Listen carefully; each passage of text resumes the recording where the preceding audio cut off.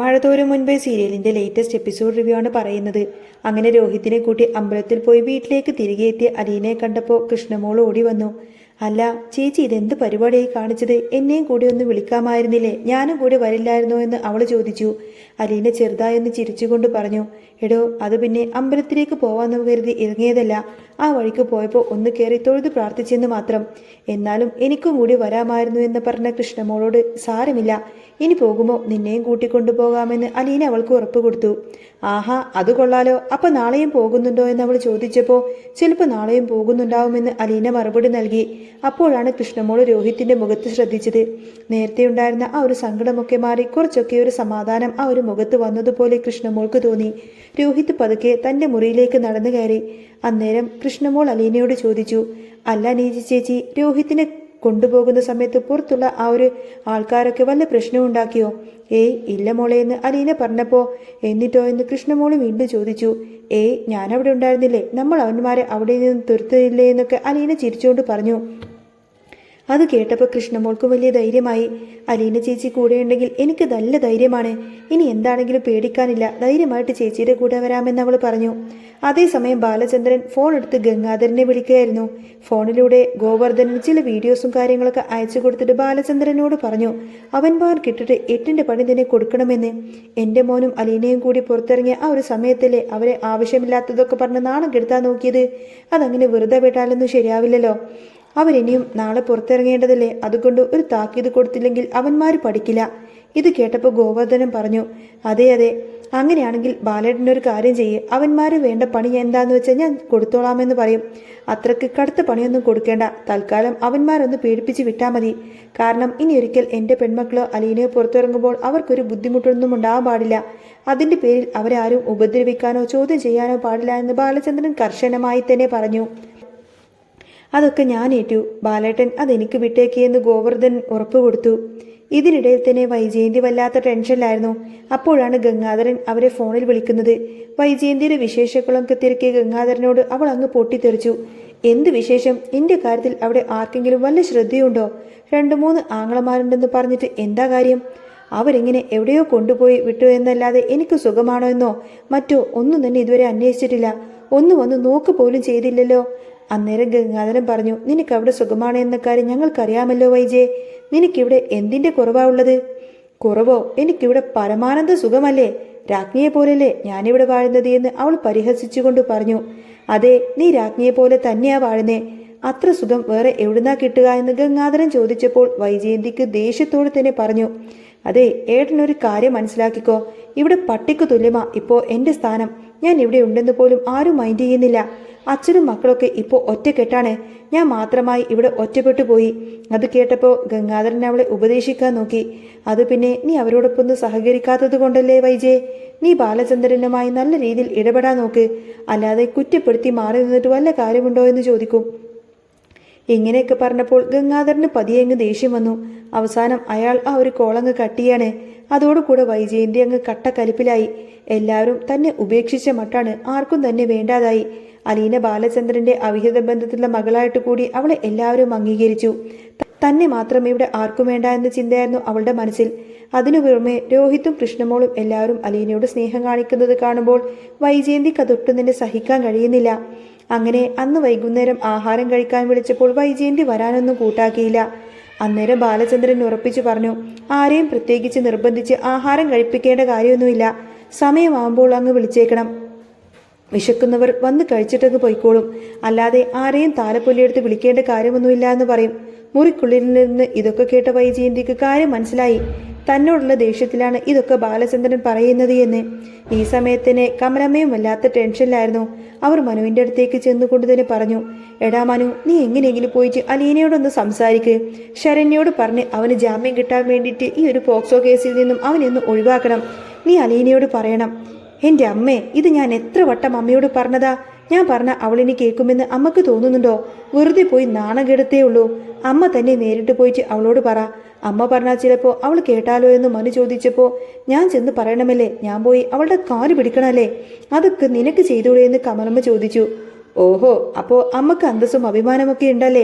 സ്വന്തം മകനെ രക്ഷിക്കാൻ സ്വന്തം അമ്മക്ക് പോവാൻ പറ്റില്ല.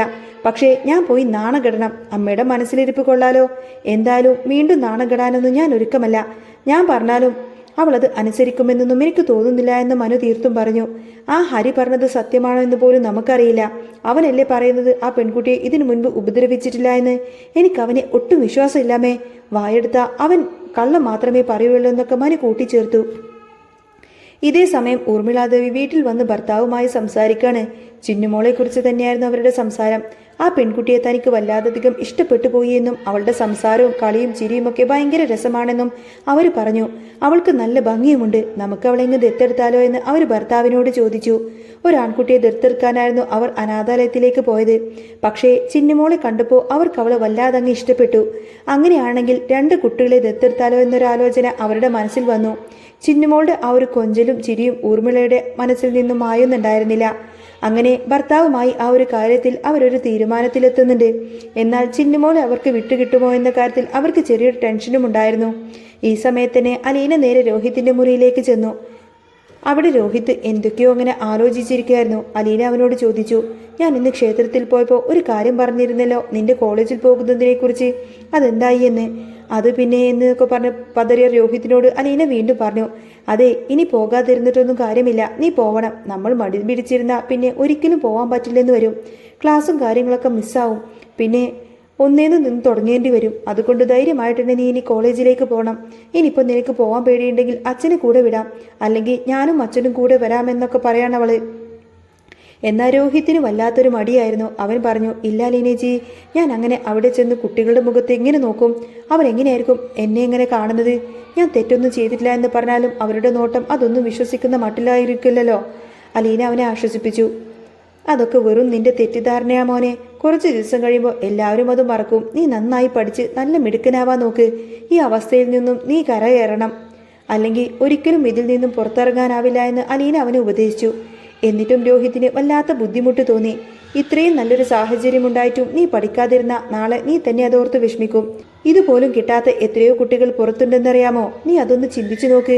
അച്ഛൻ്റെ ഏറ്റവും വലിയ ആഗ്രഹം നിന്നെ പഠിപ്പിച്ച് വലിയൊരു എഞ്ചിനീയർ ആക്കണമെന്നായിരുന്നില്ലേ? നീ ജയിലിൽ കിടന്ന സമയത്ത് അച്ഛൻ എത്രമാത്രം സങ്കടപ്പെട്ടു എന്നൊക്കെ ഞങ്ങൾക്ക് നന്നായിട്ടറിയാം. അപ്പോൾ ഇനിയെങ്കിലും ആ വിഷമം മാറ്റി കൊടുക്കേണ്ടേ എന്ന് അലീന ചോദിച്ചപ്പോൾ രോഹിത്തിനും അത് ശരിയാണെന്ന് തോന്നി. പക്ഷേ എന്നിട്ടും അവനൊരു മടി. അലീന വീണ്ടും പറഞ്ഞു, നീ ഇന്ന് കണ്ടില്ലേ, നമ്മൾ പുറത്തിറങ്ങിയപ്പോൾ ചിലർ കൂവാനും പിന്നാലെ വരാനൊക്കെ നോക്കി. പക്ഷേ നമ്മൾ അവരെ നേരിട്ടപ്പോൾ അവർ അങ്ങ് പിന്നോട്ട് പോയില്ലേ? അതുപോലെ തന്നെ കോളേജിലേക്ക് ചെല്ലുമ്പോഴും ആദ്യം കുറച്ച് പ്രശ്നങ്ങളൊക്കെ ഉണ്ടാവും. പക്ഷേ അതൊക്കെ പതിയെ മാറിക്കോളും. അതൊന്നും ഓർത്ത് നീ വിഷമിക്കണ്ട എന്ന് പറഞ്ഞ് അവൾ അവനെ സമാധാനിപ്പിച്ചു. എല്ലാം കേട്ടപ്പോൾ അവനും അതൊക്കെ ശരിയാണ് എന്ന് തോന്നി. അങ്ങനെയാണെങ്കിൽ നാളെ ഞാനും അച്ഛനും കൂടി വരാമേ, നമുക്ക് ഒരുമിച്ച് കോളേജിലേക്ക് പോകാമെന്നൊക്കെ അലീന അവന് ഉറപ്പ് കൊടുത്തു. അങ്ങനെ 2 ദിവസം കൂടി കഴിഞ്ഞുപോയി. ഹരിയുടെ കേസ് കോടതിയിൽ വിളിക്കേണ്ട സമയം വന്നെത്തി. ശിവശങ്കരൻ വല്ലാത്ത ടെൻഷനിലാണ്. എന്താണ് ചെയ്യേണ്ടതെന്ന് അയാൾക്ക് ഒരു പിടിയുമില്ല. കാരണം ജാമ്യം കിട്ടില്ല എന്നത് ഉറപ്പാണ്. ബാക്കി 2 പേരും പുറത്തായാൽ പിന്നെ അവന്റെ കാര്യം മാത്രം കഷ്ടത്തിലാവും. ആ പോക്സോ കേസ് ഒഴിവാക്കിയാൽ മാത്രമേ എങ്ങനെയെങ്കിലും അവന് രക്ഷപ്പെടാനാവുള്ളൂ. ഒടുവിൽ ശിവശങ്കരൻ ഒരു കാര്യം തീരുമാനിച്ചു. എങ്ങനെയെങ്കിലും അലീനയെ കണ്ട് അവളോട് കാല് പിടിച്ചൊന്ന് സംസാരിക്കണം.